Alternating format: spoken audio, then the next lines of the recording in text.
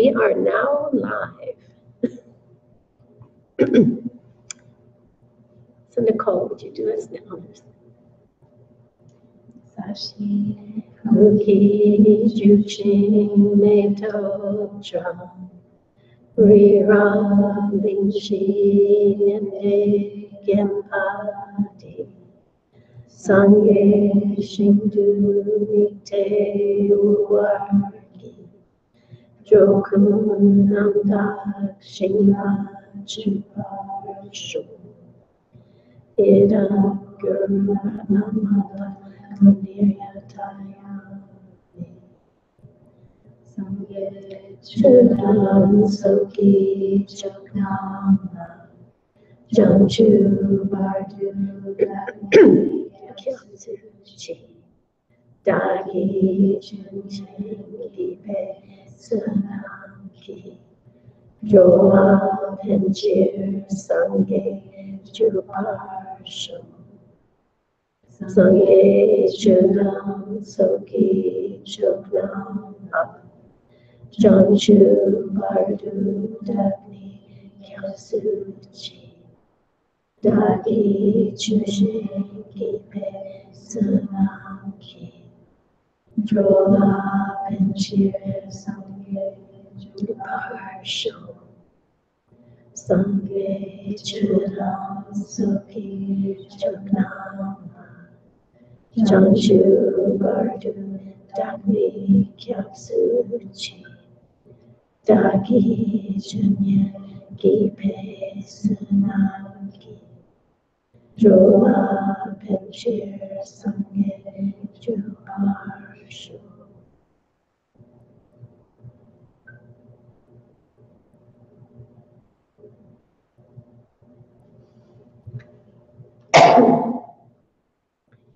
So welcome everybody.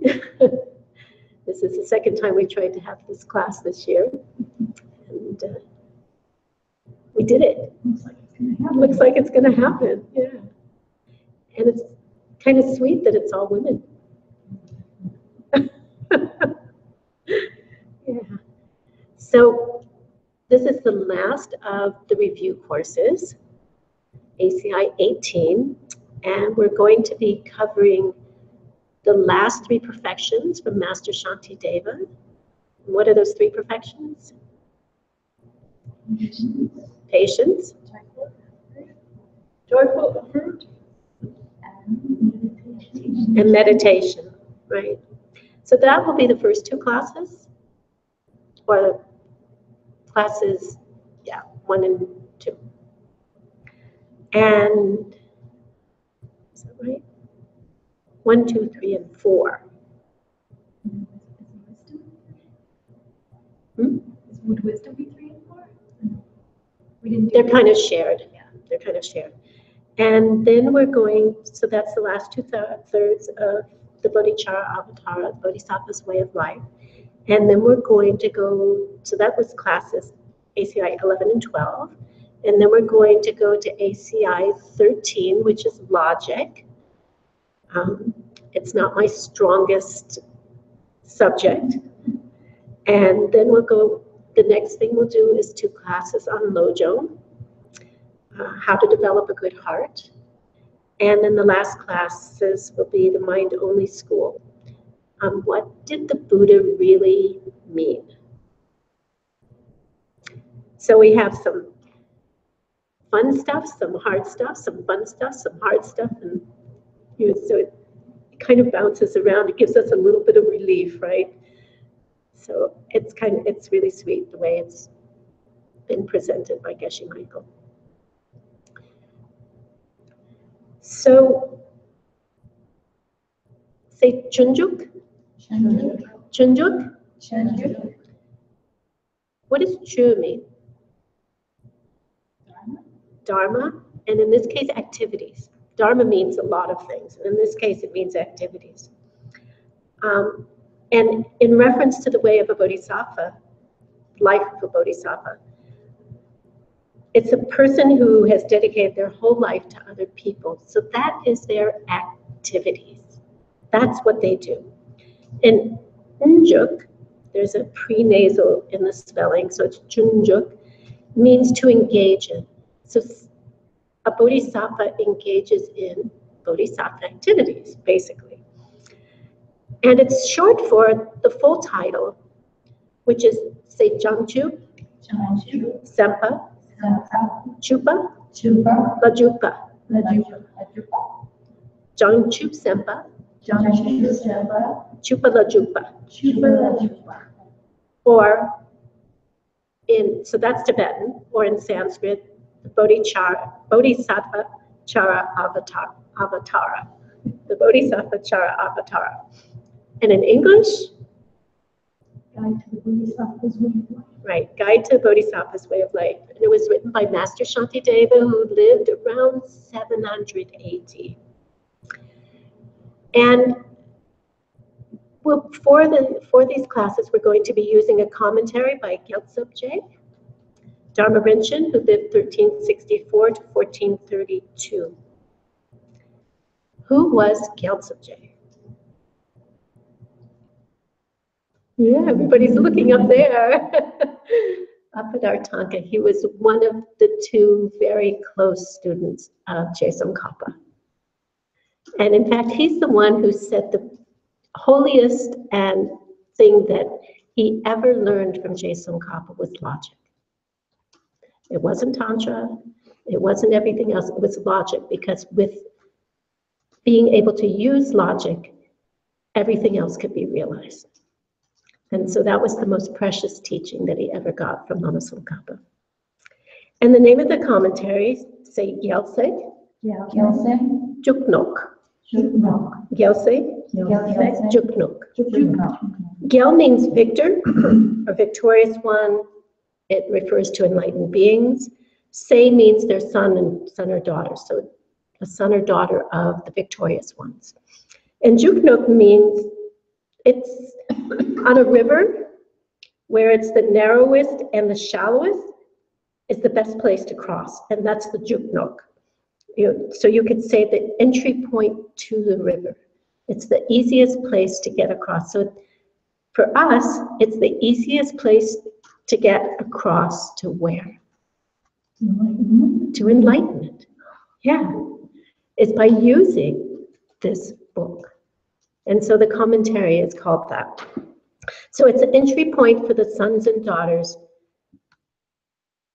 to the guide of the Bodhisattva's way of life.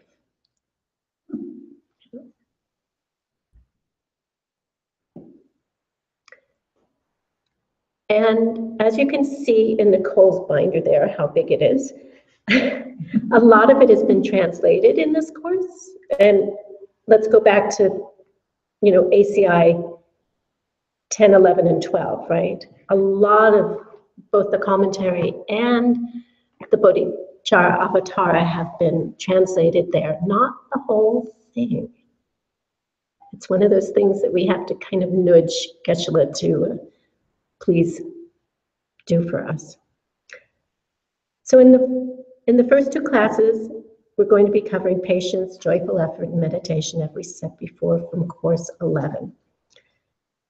The first thing we're going to study right now is say Top Shi. Top Shi. Top is power. What do you think Shi is? 4. 4 powers. So there are 4 ways to destroy all of our old bad seeds. Something we really would like to do, right? So the principle that you can remove your old karma is taken from a section in the Bodhisattva's Way of Life, where it says you can wipe out your old good karma. So here, if you've worked really hard over many lifetimes, amassing good karma, you can easily destroy it in a single moment of anger. So on that basis, if you can wipe out your good karma in a single moment, you must be able to also wipe out your bad karma by doing something else. So it doesn't explicitly say you can wipe out your bad karma, but logically, if it says you can wipe out your good karma, then you should be able to wipe out your bad karma as well. So what is a bodhisattva? They're a person who has reached a very high level, someone who does nothing but activities which are aimed at helping others, right? And getting others enlightened, not just helping them, but helping them to get enlightened every moment of their day, every moment of their life. And you will know when you get that bodhicitta. You just will not waver in trying to help others get enlightened. You will absolutely know it.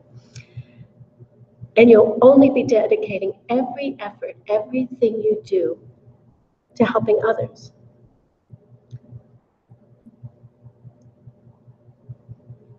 So those are our bodhis. That's where we're working to get to, right? But we still have these mental afflictions, and they come up, and anger is the one thing that can destroy all of that collected good karma that we've been planting, all of those efforts that we've been planting. So Master Shanti Davis says, a single occurrence of anger focused at a bodhisattva destroys the store of good karma from the root. Who is Tahia? Who is Ale? Right? Who are the people around you? Do we know? Do we know if they're bodhisattvas? Or just normal? What's that? In some cases, we're sure they are. But in other cases, what do you look like if you're a bodhisattva? Do you have a big halo and you look like a normal Josephine? I was gonna say a normal Joe, but normal Josephine, right? Does your face change? Do you get an aura, So can we honestly say we know who are bodhisattvas around us? We have some inklings, right? We have some inklings, but can we say for certain? Until we're enlightened and are able to see that. So this is one of the first questions that Geshe Michael asked to Khem Rinpoche. He's like, well, what do I do? I can't tell who's a bodhisattva and who isn't. So what do you do?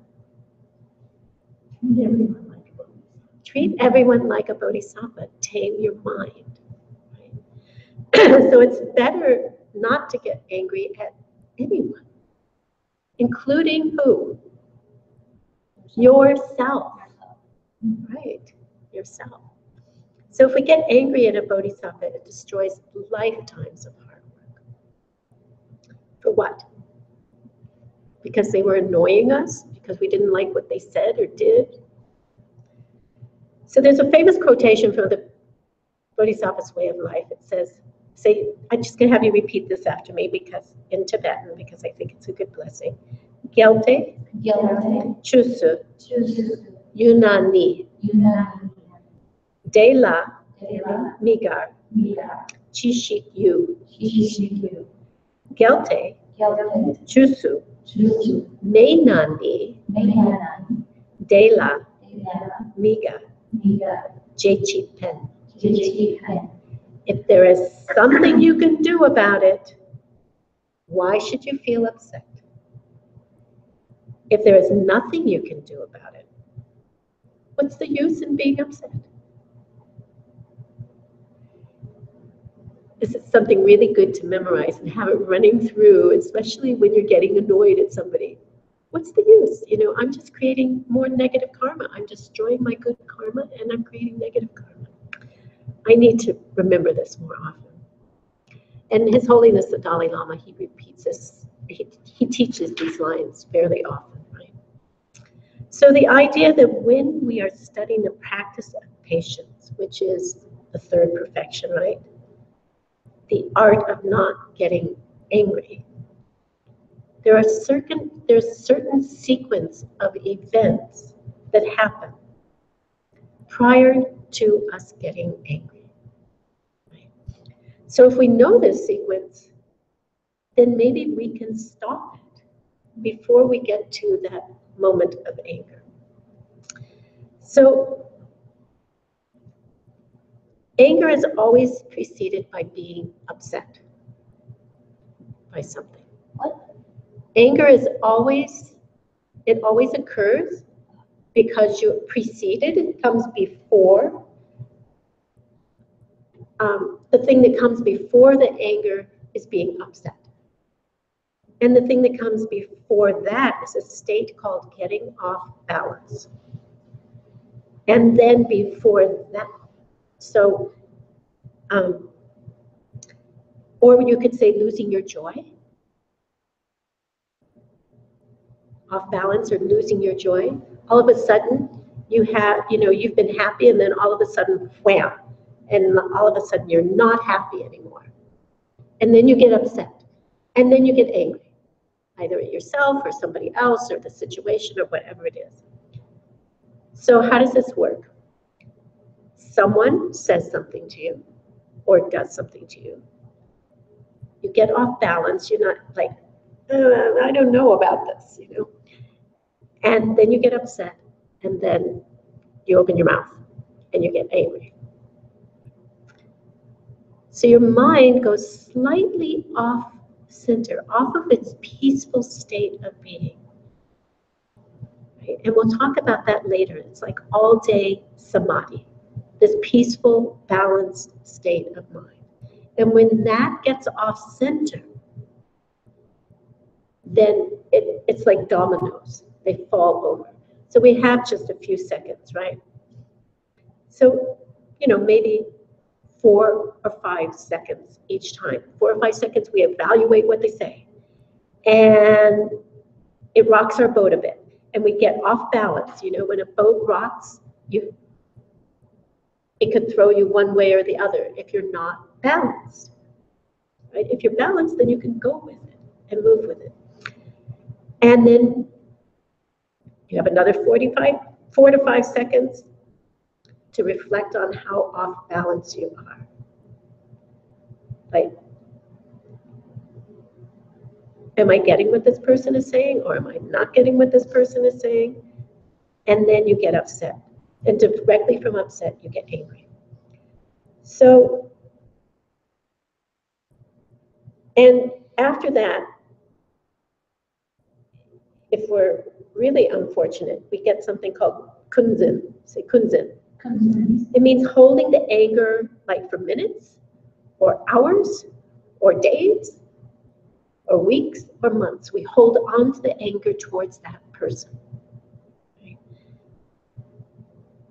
And this isn't in the Bodhisattvas Way of Life, but it's in other places and other commentaries and things.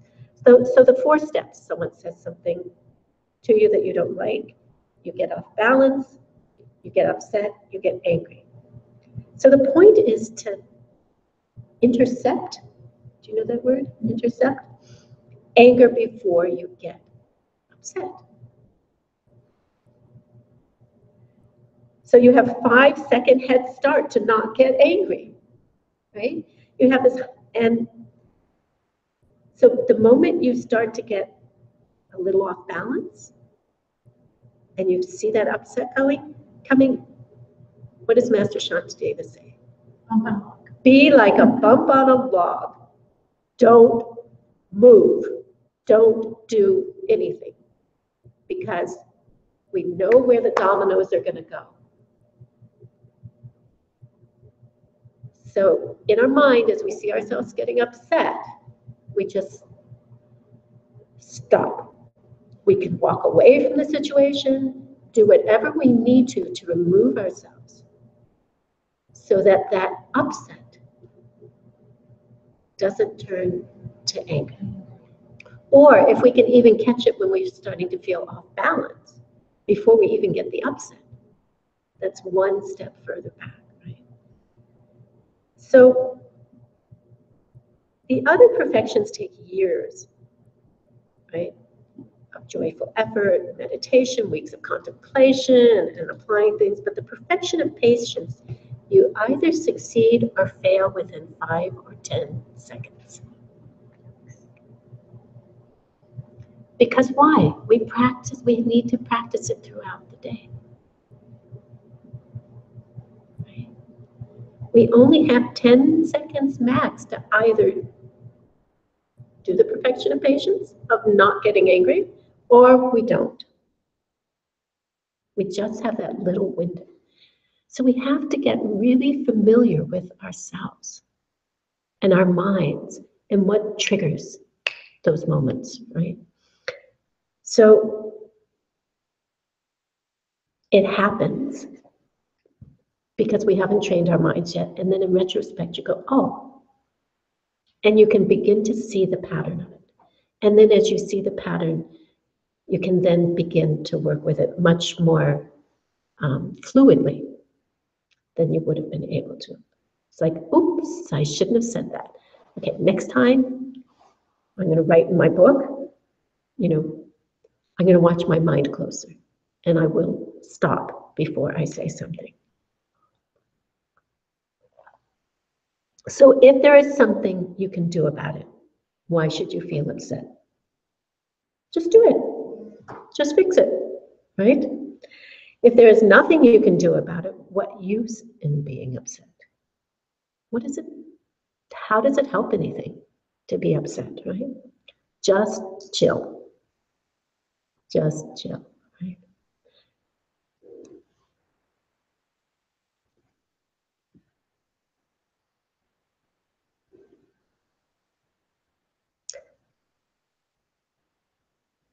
So, since I don't have the overhead here, picture in the middle, it's like the concentric theory of ethics. In the middle is anger. And you don't want to lose all those good deeds that you have accumulated and amassed, right? So there's anger, and then there's getting upset, and then there's getting off balance, and there's losing joy. And out here is being joyful in your life. So you can see how it works. As it works in, it gets tighter and tighter and tighter, right? So if you never lose your joy, you will never lose your balance. And if you never lose your balance, you won't get upset. And if you don't get upset, you won't get angry. So the object then is to remain in this state of joy throughout our whole day. Be happy about what's going on around you. And if you're like that, then you'll never get off balance.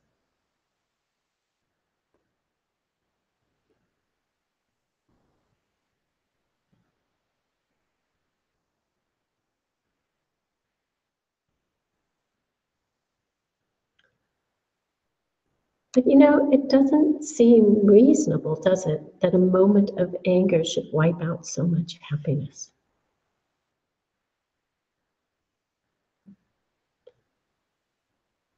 The point here is with the object that our anger is focused on.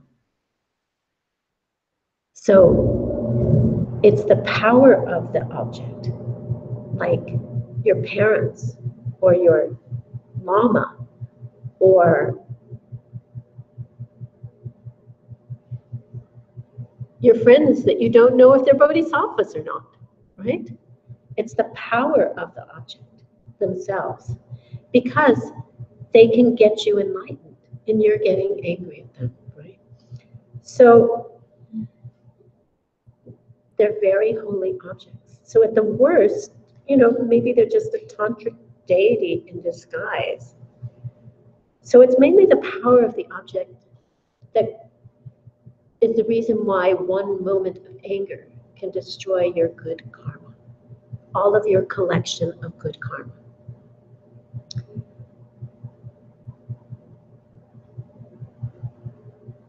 What if, in fact, the person you got angry at, you were also doing virtues towards or in relationship to them? You were doing virtuous activities, good things. Check and see if your virtues are as strong as the emotion of your anger. How much emotion and power and thought is going into the good things you're doing towards this person, the good things that you're wishing this person, and your anger. Is one larger than the other, or are they in balance, right? They might be different, the intensity of them, right? Are your virtues strong? So, I know that some people at night, when we lay down and we try to remember all of the good things that we did during the day, have a hard time thinking about good things that they did during the day. So you can think about that in terms of our virtues. And how much we also criticize ourselves. Because we can't find the goodness in ourselves, the good things that we did. And they could be just little things like, I caught the grasshopper and put it outside. I gave somebody water. I smiled at somebody. Don't dismiss those things. Water them. Water them.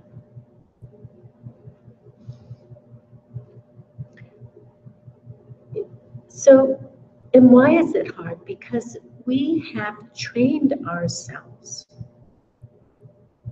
in selfishness for millions and millions of years. So our bad deeds are quite natural because we've habituated ourselves to them.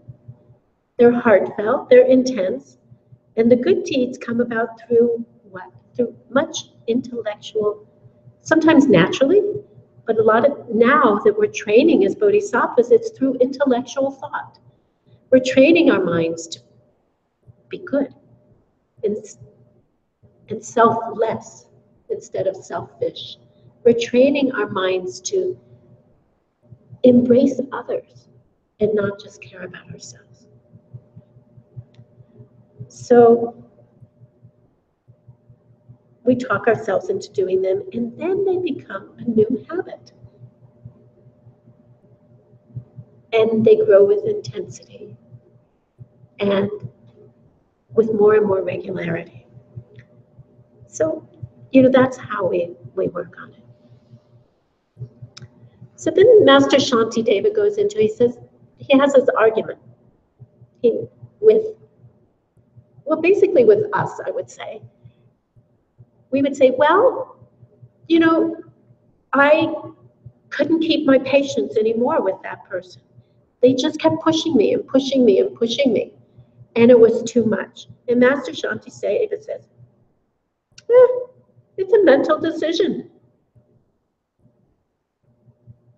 Where is anything saying this is too much?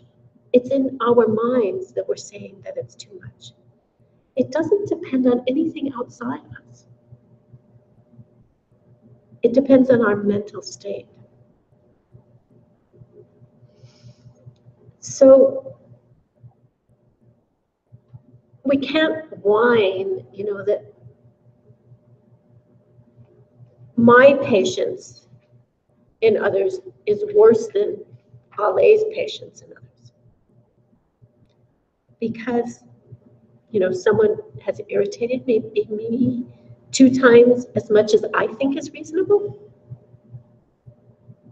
There's that big judge getting up there, right? And saying, no, they can't push me that far, right? Could you say, maybe I could be a little more patient with this person? But wait a minute, I have 10 of these people who are annoying me in my life. And that person hits me and breaks my things. And I'm just supposed to be patient with it? Master Shanti Davis says it's not logical to respond that way. To say that's the last straw. It's not a physical decision that we make. It's a mental decision when it's too much. I've had it up to here, right? We have this phrase, I've had it up to here. How much pain can you take from this other person is a mental decision. We can always hold more. Right? And there's an example of boxers. Certain people, when they see blood, they will go wild and they get even more inspired. Right? It's not a physical limit. It's like something that just pushes them to go on. And then there's other people who, if they see blood, they will just faint. Right? So the limit is not a physical thing. It's a mental thing. It is a decision. And we have the ability to work on that. Like how much we can take. So in the chapter on patience, there's a very beautiful piece of Buddhist scripture that Gyelse has seen. It's the idea of, Gyelse thinks it's one of the most beautiful pieces that he has seen. And I think it's pretty cool too. And Tahir was emailing about this a week ago, I guess, asking about this. And so he says, you know, so where did your problems come from? Right? So this chapter on patience, it's really quite mind-blowing. You should read it, right? It brings up 3 ideas of where your problems come from. And he's not talking worldview in this. He's talking patience. He's not talking about emptiness. It's the chapter on patience. It's not the chapter on wisdom. And he's supposed, but he starts talking about where did your problems come from? The things that get you upset, the things that make you angry. And all of a sudden he's talking about, where does your world come from? Where do you think things come from? So it comes down to 3 choices. Say Tsowo. Tsowo. Tsowo. Tsowo. So this was an idea popular in India about 1,200 years ago. Somebody said everything comes from this big event, a force called Tsowo. Now we call it the Big Bang Theory, right? And they say everything is random. So there was this one event. Of course, now they say there's another Big Bang before that Big Bang. But there was this one event, and then everything was random. So think about the implications of that. There was an explosion zillions of years ago, right? For no reason at all. It just happened.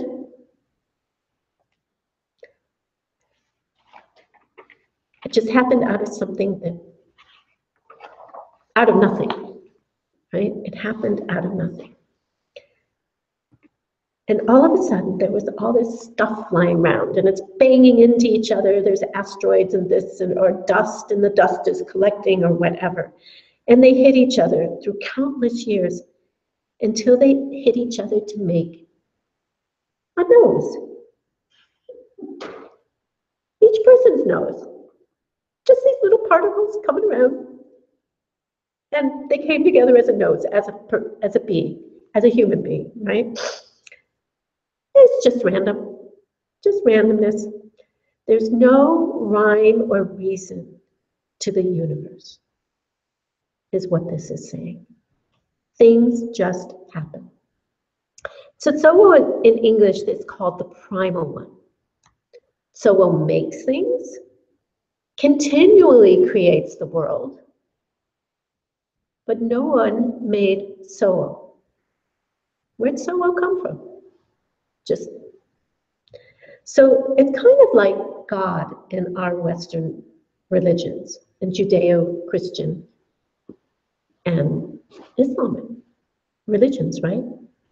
beginningless, uncreated, unchanging, and permanent. And then another idea was, say, DOC. And there's just slight differences between SOO and DOC, because this is also the big guy theory. And the big guy made the world. So he or she makes all the things in the world, good or bad. And though, if this being wanted to, they could make it all good. They're the creator, right?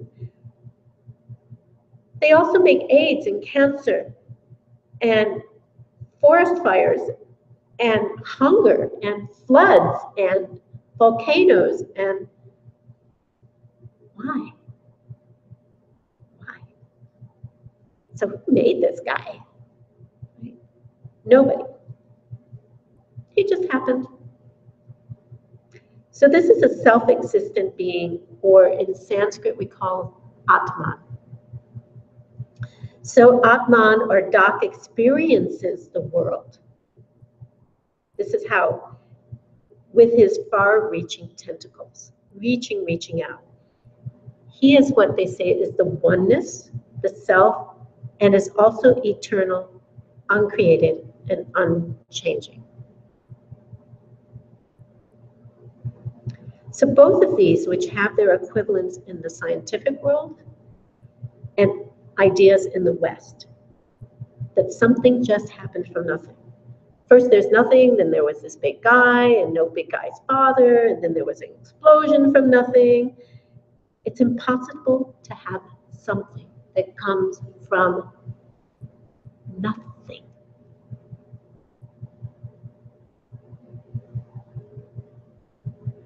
Also, could someone who is uncreated, unchanging, ever create itself? They would have to change. Something would have to change to be created, right?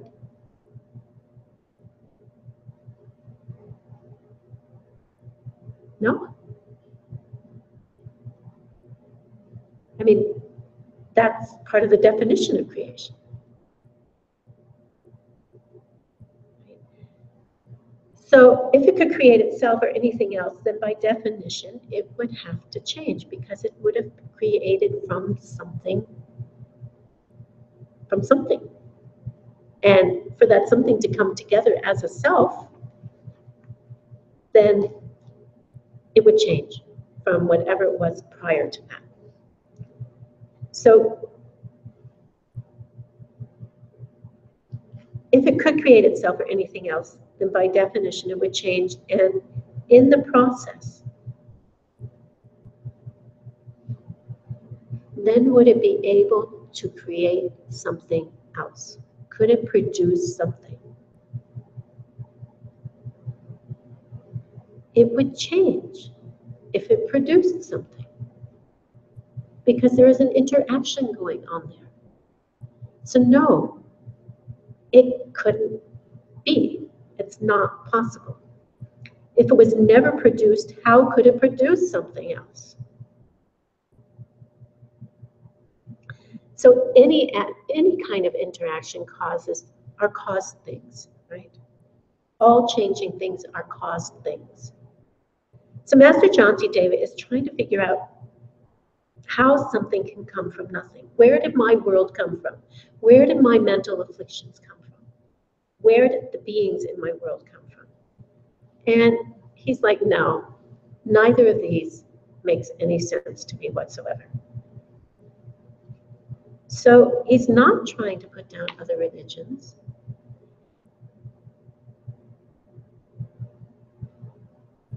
He's trying to figure out what creates your world. He says, you're going to get old, you're going to die, you're going to get in a car crash. There's going to be people that you meet that you don't like. Is this just random? Or is there some guy who is sadistic and putting them in my way? Why? So that I can learn and grow through the experience? Did something else create all the, or did something else create all the bad things and all the good things which come up in my life? So Master Shanti David is talking about this in the context of overcoming our anger. The key to overcoming our negative emotions. And the worst one is anger. I mean, there's other ones, there's jealousy and hatred and other ones. And to do that, we need to find out where these things come from. Right? And then if we can take that and remove that, we wouldn't need patience. If we could remove the root cause of where the irritating people and the things that we see as negative and bad and painful and hurtful are coming from, then we wouldn't need patience anymore. It's just kind of like a Band-Aid. Right? So there's two approaches. Be patient and continue to be patient with all the stupid people and the things that happen to you in your life. Year after year after year. Figure out, and the second is figure out where they're coming from and destroy that factory where they're coming from. Stop the source. Stop the root. So where are the bad things in your life coming from? Figure it out and remove them. Okay? So, I mean, yeah, we could become good. I remember Gyelse saying this, crap copers. You know, being able to cope with the nasty stuff we don't like. Crap. It's like, so, or we could just get rid of it. Get rid of it. And so what Master Shanti David is really saying is really quite profound. Right? And as you get older and wiser, and you do more and more retreats, it will suddenly click that things come from causes which are similar. You don't get bad things coming from nice things. You don't get figs from thistles. And you don't get them just randomly. Or from some being that's just having fun. Something bad happened before, and now it is coming back to you. You did something bad before, and now it's coming back to you. You did something to hurt somebody else, right? And that's why you're meeting this person. So we must understand this, or we'll never be able to destroy our mental afflictions. We will never be able to have patience. We have to understand where things are coming from, right? Else it's hopeless.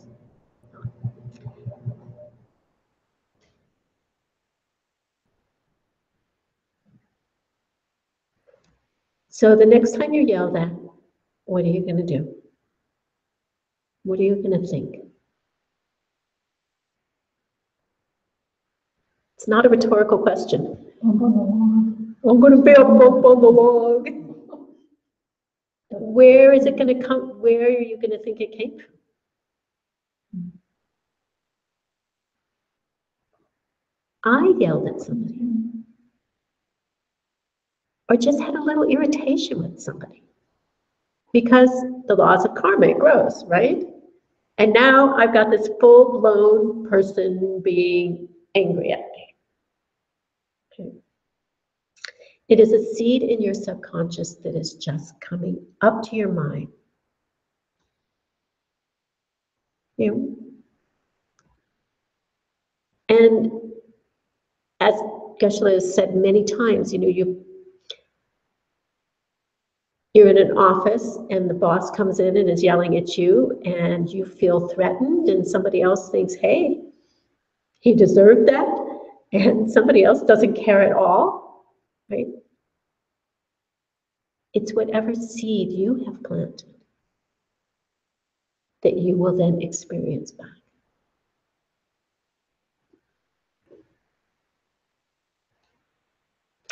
So at that point, it's a no-brainer what to do. No-brainer. No, it's an idiom, but it's obvious. It's very clear what you need to do. Do you want to keep on irritating them? Do you want them to keep irritating you? No. So stop irritating others, right? Or if you want them to, just yell back. And then you will keep the samsara. You will keep that cycle going and going. What's the normal reaction? Yell. Right. And what is that going to do? Have a person who will yell to you. You'll have another person who will yell at you. Someone else to irritate you in your life. So he's trying to tell us, Master Shanti David is trying to tell us that if you don't understand where your world is coming from, you will never be a perfectly patient person. You will never overcome your anger. And until you admit that it is you who created this person, that it is you who created your world, and act upon that by not responding to them in the same way, right?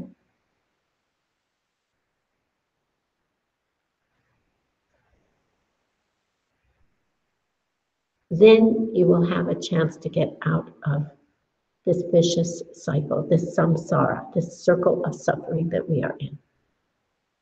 And that's why it's called samsara, because it's a cycle. And we have little samsaras, and we have a bigger samsara, that's our life. But every day we have little samsaras, right? The word in Tibetan say korwa.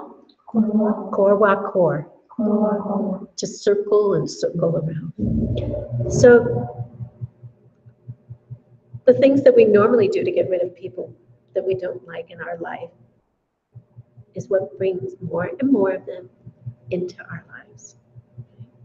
Till we understand it. Until we understand that it doesn't help to be patient. And in fact, we probably can't be patient. And then Master Shanti David goes on to talk about a chain of events when someone hurts you. He says, who should you be angry at when someone, say, hits you with a stick? We have three choices. The person, the stick, their anger.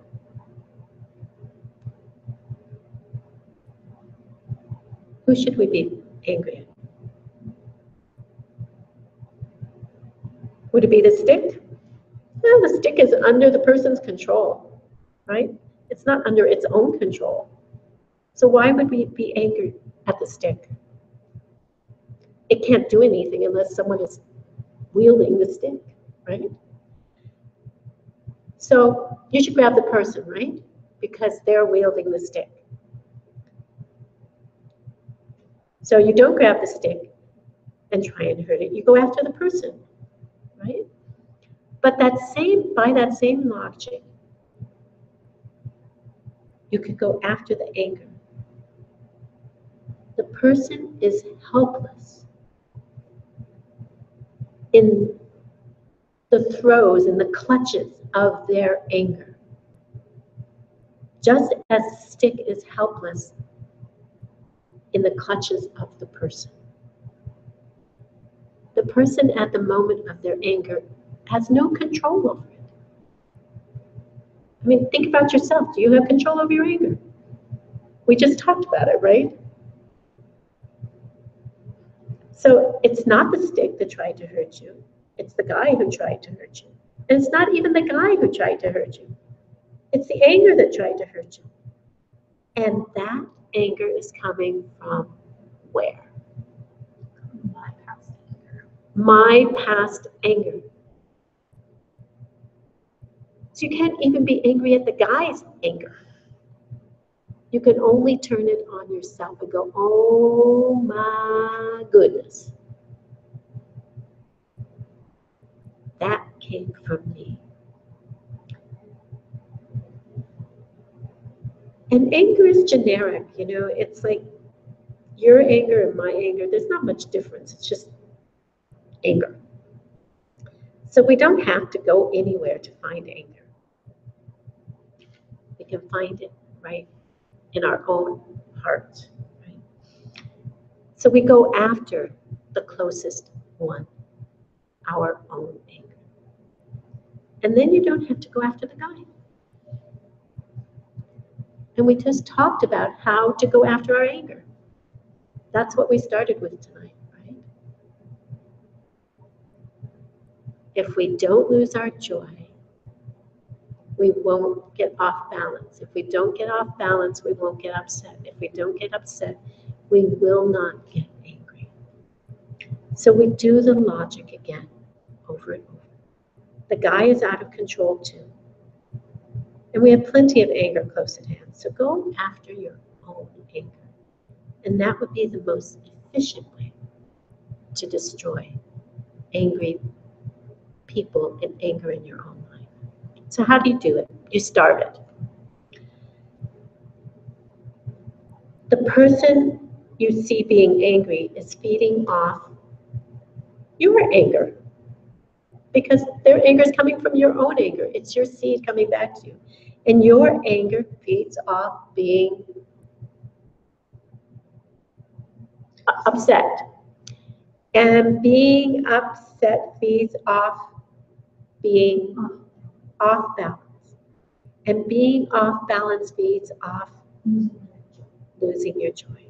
And losing your joy comes from what? Not actively rejoicing.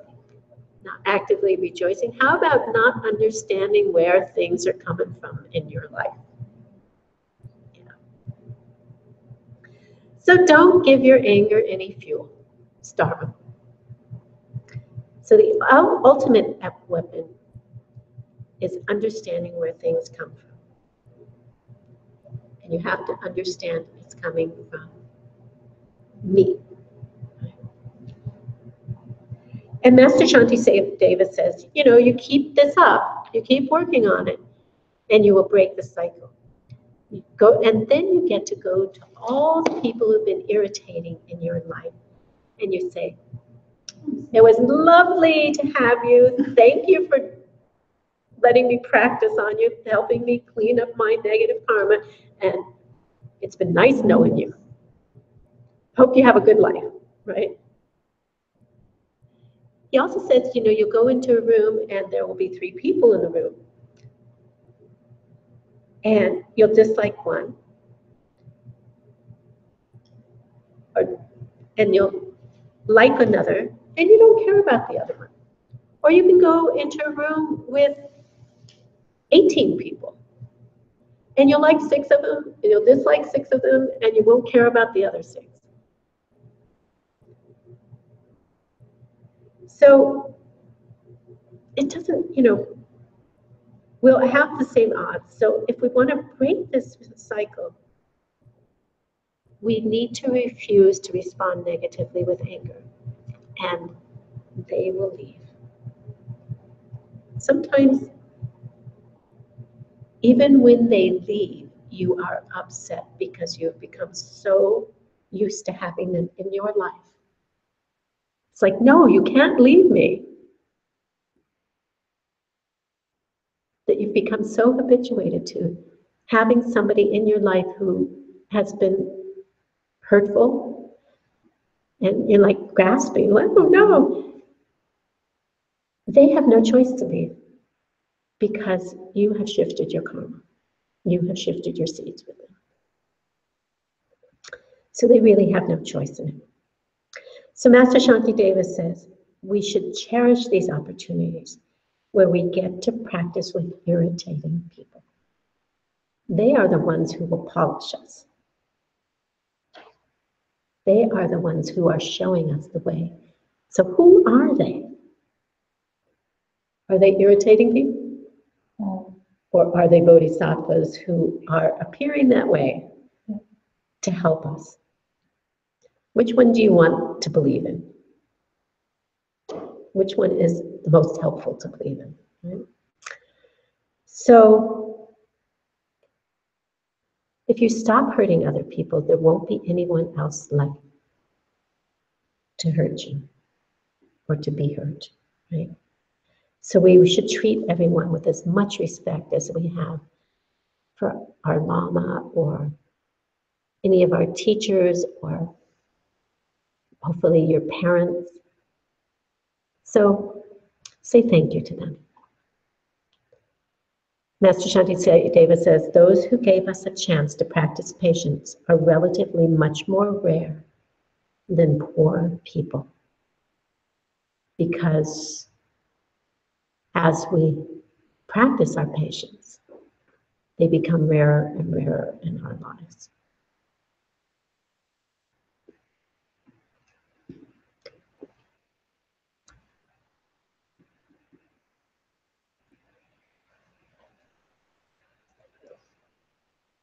So the fourth perfection. Anybody remember what the fourth perfection is?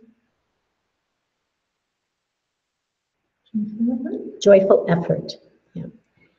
It's the highest offering to the Buddhas to take care of other people.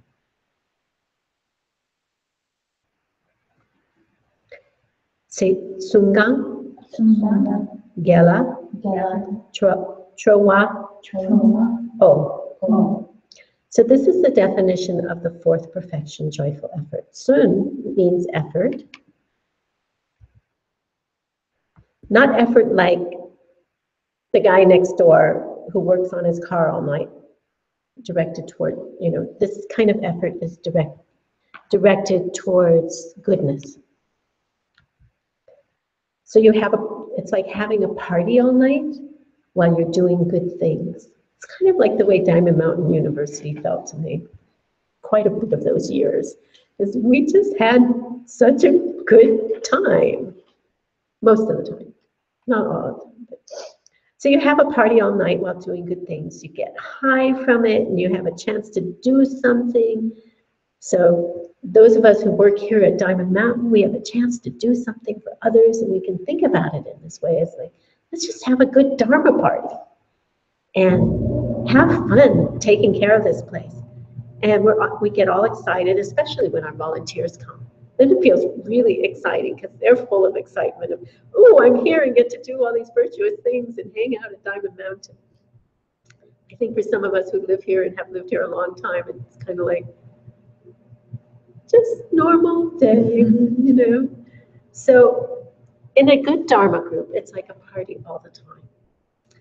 Kind of like in Mexico, I think. They have a party whenever they have their long rim retreats, right? So everyone is a little giggly, a little bubbly, a little lungy all the time. It's like, oh, I have to do my book today. Yes, let's do my book. In fact, let's do a book. Ale, I know, is trying to work on her book. So I'm going to do a book. You want to do your book?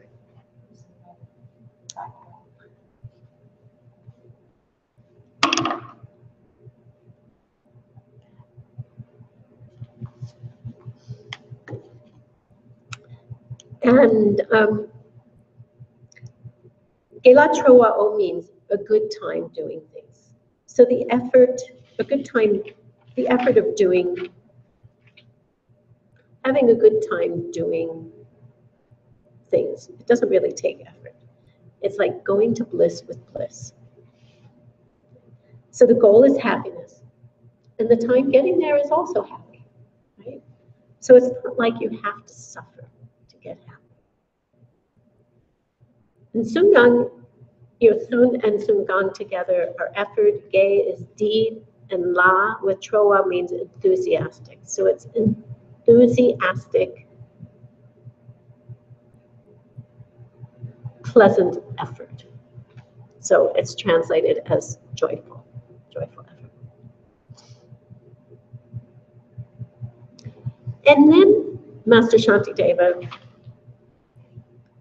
begins, or in this course, we begin to talk about Buddha nature. Like, we turn to this topic that's covered by Maitreya, Lord Maitreya, in a book called the Abhidharma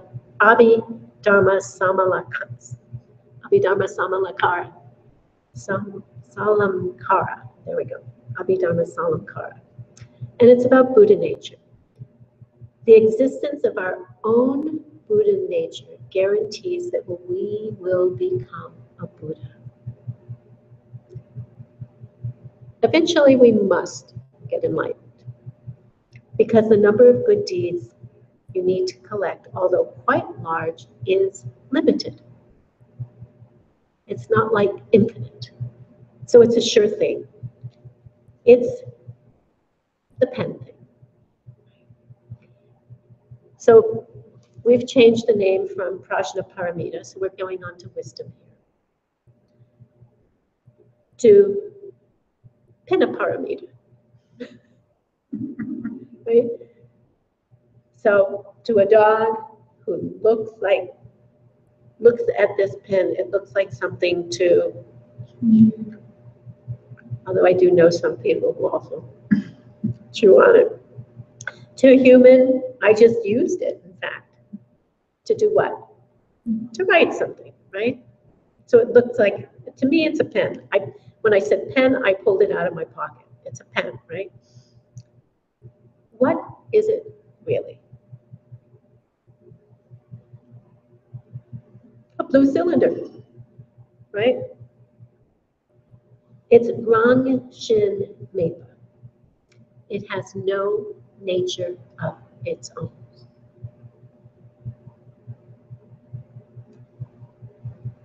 It exists by definition. Say Rangi, Seni, Kijuba. Rangi, Seni, Kijuba. It exists by definition. So it doesn't have any penness, doesn't have any shoe toyness, right? It's this, and it's the same as this cylinder, right? You know, at least I have enough goodness to see it as a human arm and not as a dog or a pig's arm. Those javelinas up there in the valley today. Yeah, it's spotty, it's a little old and flabby. But with less virtue, I would see it as a dog's arm or a pig's arm. And see it as that means that you are that being. If I saw it as a dog's arm and paw, I would be a dog, right? It's nothing more than that. So the minute we see this cylinder as a dog leg, then you're a dog. It's just a perception. It's empty. It's neutral. It has no self-nature. It's not a human arm, dog leg. It could be Tara's golden arm if I were fortunate enough to see it as an arm of light. Right?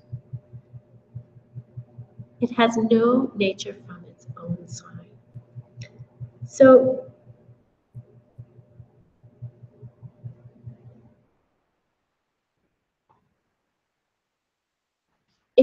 as you begin to practice the practice of becoming an enlightened being, if you practice well, you will see a body made of light. But if you're half and half, somewhere between an enlightened being and an animal being, then you have a human body and you see it as a human arm.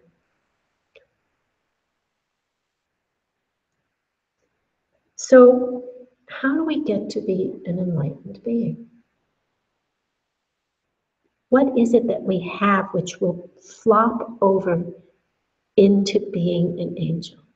How will this become an angel? What will be that transition, right? That movement? What is this thing called Buddha nature? Say Rangshin, Nirik. Rangshin, Nirik. This is in age or inborn Buddha nature. Some people say that there's just a little Buddha in your heart, and you just have to uncover him, right, or her. Or they say you're already a Buddha and you don't know it, right? But wait a minute. If I'm already a Buddha and I didn't know it, how come I had appendicitis? How come I get a toothache? Do enlightened beings get appendicitis? They don't even have appendixes, right? They're a body made of light. That's okay, you just didn't know you were a Buddha. But it's not like that. You do have Buddha nature. And it is the emptiness of your body and your mind. That's all. That's your Buddha nature. The fact that it is neutral, that it has no self-nature of its own. So it can become an enlightened being. It can also become a dog body and mind, right? It is, the word I want to use is mutable, which means it can change, right? It can change. It's just a cylinder, and it's just the seeds that you have planted that force you to see it in one way or another. The arm is empty, the body is empty, the mind is empty.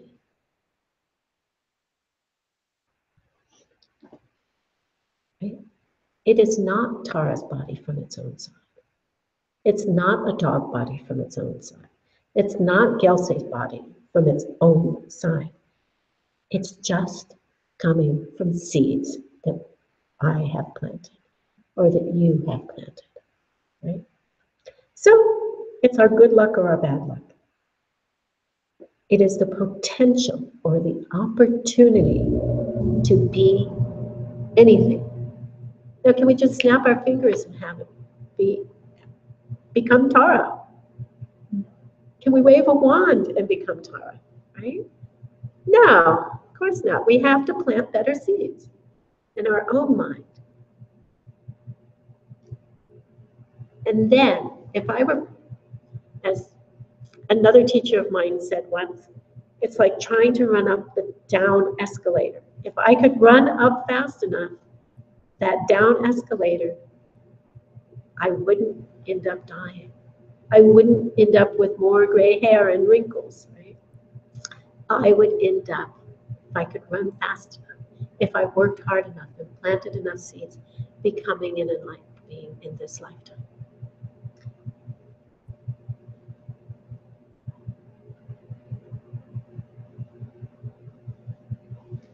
So the definition of innate Buddha nature, meaning not something that's learned, but that's something that we have, right? Is that thing which is emptiness.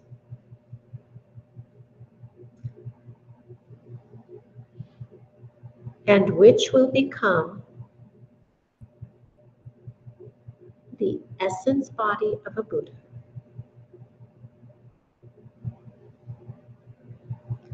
This is the fact that our minds have emptiness.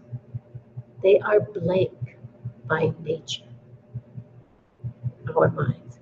It's what makes it possible for extraordinary good karma to cause us to see ourselves as an omniscient being, as an angel in the future. So Buddha nature is emptiness itself, and something which is going to turn into the emptiness of a Buddha.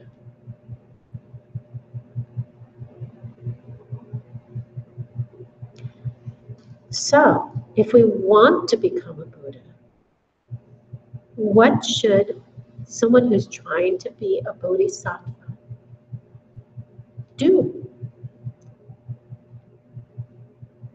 How should they act? Dear Subhuti. So the more you give away, as a bodhisattva, the more painful it will be to give away those things, unless you do it with an understanding of emptiness. You have to remember where all those things came from that you're giving away. You have to remember the three spheres: who you are, the object, the emptiness of you, the emptiness of the object, and the emptiness of the being. And there's always a fourth one in there, the emptiness of the giving, right? There's the emptiness of the giver, the gift, the one receiving, but also the emptiness of the giving. So Nicole brought some pears, and it was like, I could just see, oh, Nicole brought me some pears, you know, oh, she didn't take me to pick pears with her. Or there's this angel giving me this incredible jewel.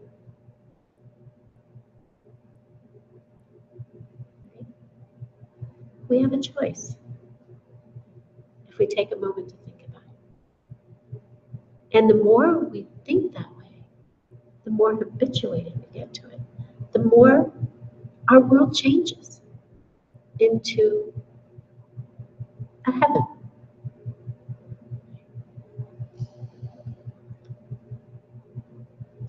So, how do we do this? Say Dakshin, Namje. Dakshin, Namje. Exchanging yourself for others. Right? So there are three stages, three things. First, you watch. What does Ale like to eat? Okay. So you're like spying. That's one way. You can also try and put your mind into their mind, right? And try and think about, what are they thinking? And how can I help them? What can I give them? And then there's another way, which for me was one of the first ways that I related to Dakshin Namje, is to do what we call wrap a rope around the other person. It's like you take a big rope and you wrap a rope around them, so two people become one. It's like, I'm going to take care of this person no matter what. Right? You decide that you're now one person. So you break down the distinction. Instead of buying one pair of shoes, you buy two pair of shoes. You make food for both of you. I did it with someone who I found to be a very difficult person for me to relate with. And it was like, I'm going to wrap the rope around this person and I'm going to change his karma. And it did. It worked. It worked. Change his karma? Changed my karma, and they no longer became a difficult person for me. And they were somebody who I had a really hard time with.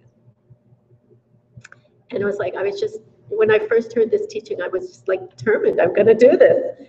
And, you know, when I first heard these teachings, I was so excited, yes, had all this energy for them. Probably did much better at them than I do now. And it worked, wrapping the rope around them. So we have to somehow break down where does me end? And where does Ale begin? In the middle of the carpet here? Is that where she ends and I begin? Is there a line? Is there somewhere you can point to? Is there a point? Just one single point that can't be divided between me and another. It's like, where do I even begin and the air begin? Can you find that?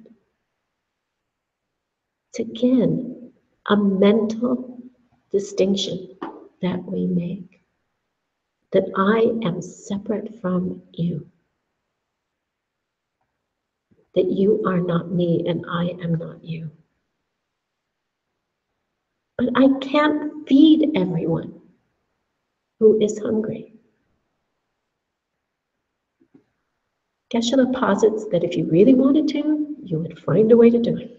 You always find a way to feed yourself, and you find a way to feed your friends when they come over.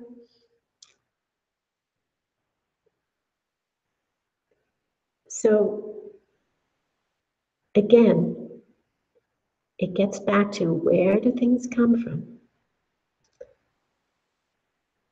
And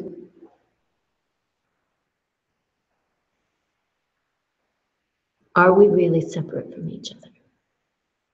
It's just a distinction that we make, that you are not me. That doesn't mean I would stop being Gyelse,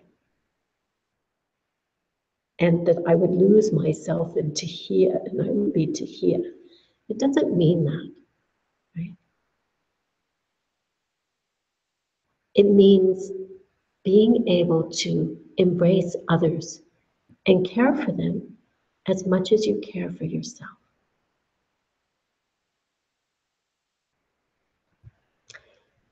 And at the end of this section, Master Shanti David is very, very clear, and he says, don't bite off more than you can chew. You know, it's a very, very bad karma to try and reverse your decision later. Why do you think that's true? Say somebody wanted to give me a house and I accepted it, and then they regret it. They wish that they hadn't given me that house. Why is it worse that they regret it?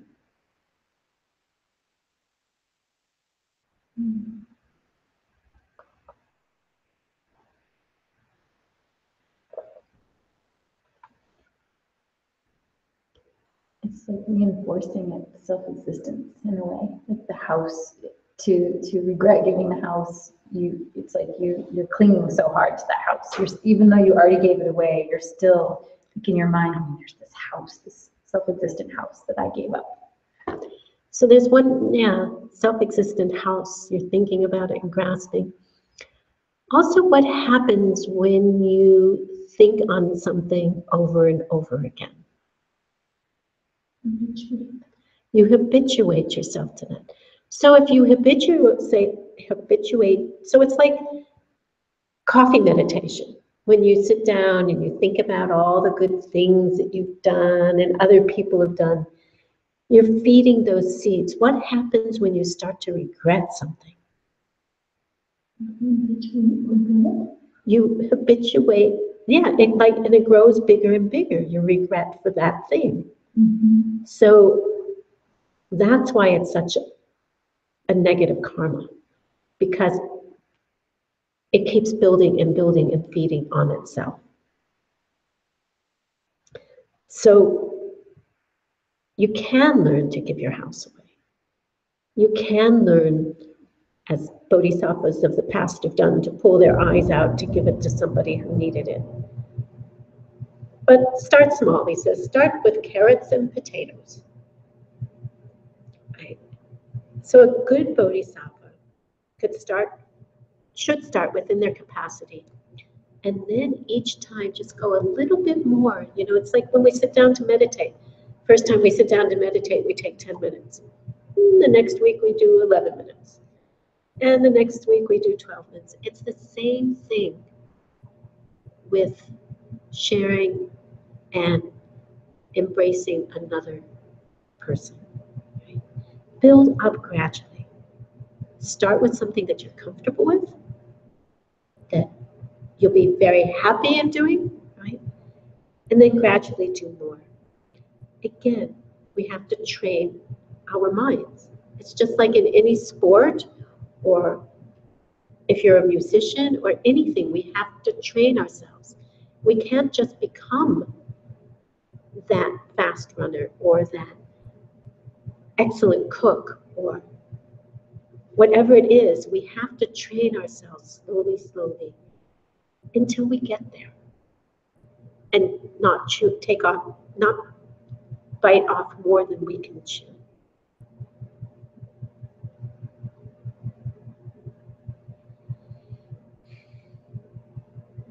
And then you can become anyone you want. Anyone? Anyone you want. Anyone you want. So you have to build up to it gradually.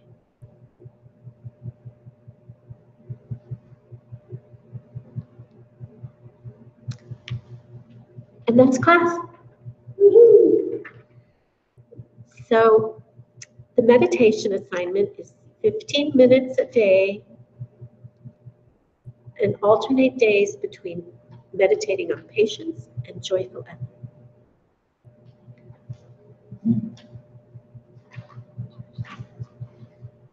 So one day meditate on effort, joyful effort, and one day meditate on patience for 15 minutes. What does it mean, joyful effort? What does it mean to be patient? Go through those steps about anger. Go through them the forward way, the 4 steps, those 4 circles. Go through them this direction and go through them that direction. Play them backwards and forwards.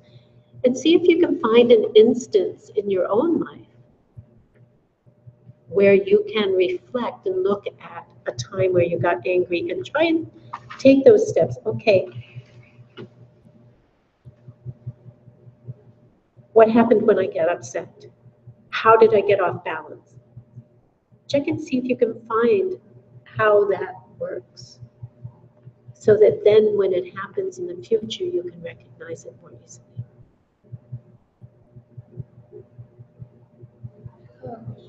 Yes. When you don't notice that the person, you will get upset. You said that we have a short of time that we can not do anything. But what happened? You don't respond with your physical body or with words, but you can control your mind. You know. You can or can't? You can't. You can't. You can't. So you don't get upset with the body or with the words, but you get upset with the mind. So how you don't respond with the mind? So Ali's question is, if we get angry but we don't respond with the body or our words, but we're still angry in our mind, what do we do? Yeah.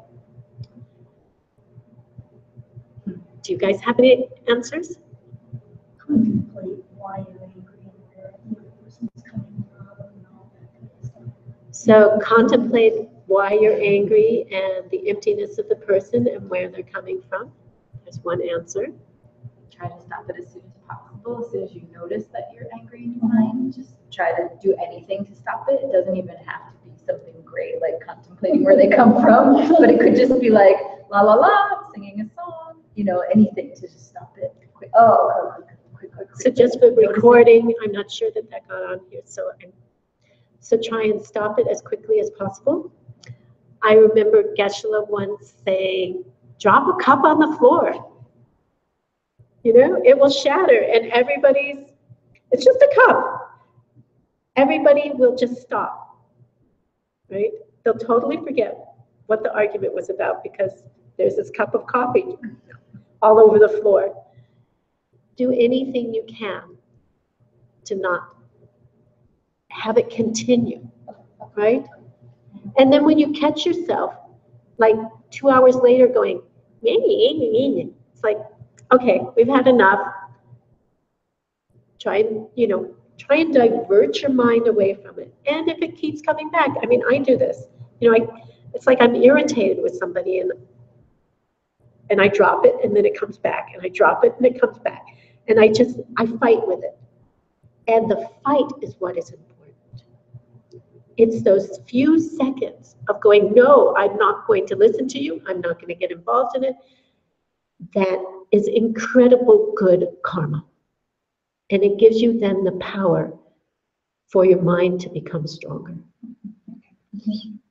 So even because when we think about it over and over again, it's just like the regret of the house. It just grows bigger and bigger and bigger. We all have an experience of that, of when somebody has, it's like a splinter in your hand. If you don't get it out, it just gets more and more swollen and infected and pussy and yucky. And it's like that in our minds.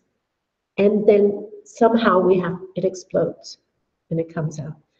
So we train our minds, first of all, with just Band-Aids of, no, I'm not going to think of it. No, I'm not going to think. No, go away. I don't want to, and in our moments of clarity, then we can think about the emptiness. It'll never really go away until you do get to that part. Sometimes you can't right away get to that part because you're too upset and you have to just stop yourself from being upset. It doesn't matter how. That's why people go out for walks when they're upset. It's like, just go out and chill. Breathe. Really helpful. Yeah, deep breathing. Because you'll notice when you start to get upset that your breath gets very shallow and tight, right? And so if you can breathe deeply, calm the heart down, calm the body down, it also begins to help calm the mind down. And as a meditator, I have noticed that when I start having those agitated thoughts, my body gets tenser, my jaw tightens up, my breathing gets shallower. And these are all signs. They're all signs. So we can use them to alert us to that we're off balance. Right? Yeah.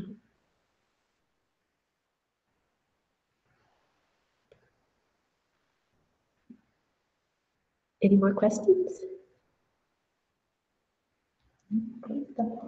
Okay. Let's dedicate this to the end of all pain and suffering and anger. Yeah. Uki Chushin Meto Drum Rira Vingchi Nyente Kembadi Sange Shindu Mite Uwarki Jokun Namda Shingman Chuparsho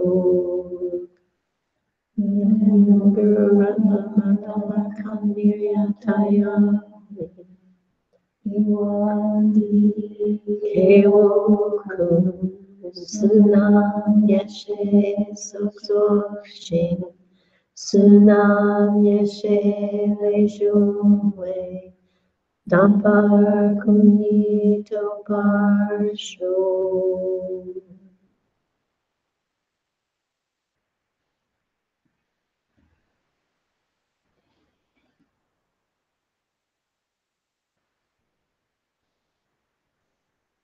So what is our schedule of classes this week?